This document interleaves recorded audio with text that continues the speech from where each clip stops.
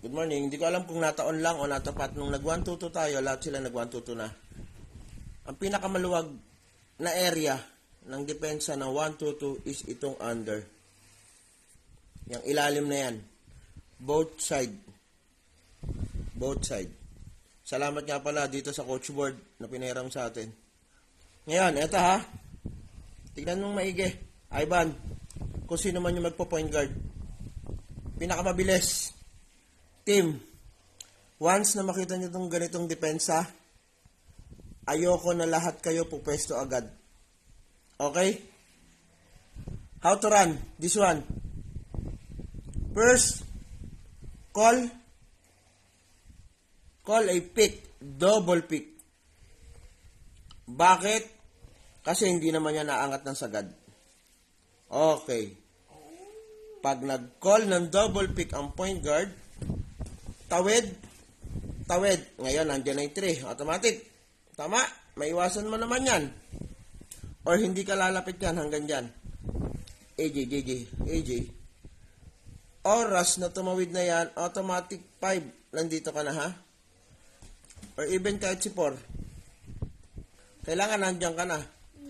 Kasi, ang bola, yung 1, andito yung 2 mo, pwede mo nang pass, kick out. If ever na mag-help, run. Nag-help, pwede mong i-drop. Okay? Pag nag-help, pwede mong i-drop. Okay? Pag nag-help, pwede mong i-drop. Tatakbo yung 5 dito.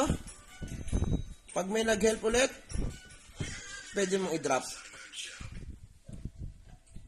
Malinaw? Ulitin ko. Para makuha nyo, ha? How to break yung depensa na 1-2-2. Pakinggan. Pinakamaluwag na space, ilalim. Both side. Kasi hindi naman mag-extend ng sagad yan. At alam nila, wala nang laman dito. So, ganyan lang sila ka-tight. Magkakatalo lang yan sa wingspan. If ever na malalaki yung defender. Tandaan. Nag-call yung uno nyo.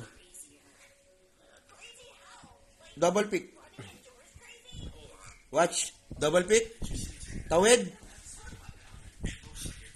Ready. Slide. Pinasa. Obligado help.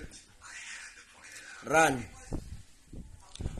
Pag nag-help or walang nag-help, kayang itira, don't hesitate. Take the shot. Don't hesitate. Take the shot. If ever na nag-help si 3, bigay sa ilalim yung bola.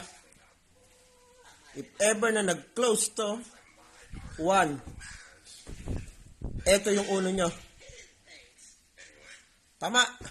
If ever na nag-help naman to, nandito yung tres. Nandito yung tres nyo. Libre, take the shot.